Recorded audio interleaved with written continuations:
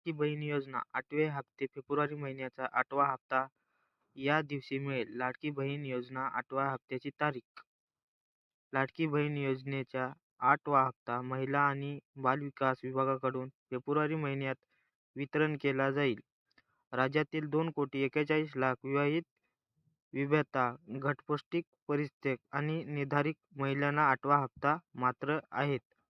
आणि माझ्या लाडकी बहीण योजना 8वा हप्ता तारखेअंतर्गत 15 फेब्रुवारी ते 25 फेब्रुवारी कालावधीत सर्व लाभार्थ्यांना 8व्या हप्त्यात लाभ घेता येईल. जून 2024 रोजी मुख्यमंत्री एकनाथ शिंदे जी यांनी सुरू केली होती. या योजनेचे अंतर्गत लाभार्थ्यांना दरम्यान 15,000 रुपये आर्थिक मदत दिली जाईल, जेणेकरून महिला अधिकृत स्वावलंबी होतील आणि या छोट्या गरजांसाठी कुटुंबावर अवलंबून राहावे लागू नये. या अंतर्गत आतापर्यंत 7 हप्त्यांमध्ये एकूण 10,500 रुपये वितरण करण्यात आले. अलीकडे योजनेच्या 7व्या हप्त्याचा लाभ 2 कोटी अधिक लाभार्थ्यांना महिला मिळाला आहे आणि आता फेब्रुवारी महिन्यात 8वा हप्ता वाटप करण्याची तयारी राज्य सरकारकडून सुरू आहे. परंतु 7व्या हप्त्याचे वितरण राज्य सरकारने मात्र निकष पूर्ण करण्यात आला.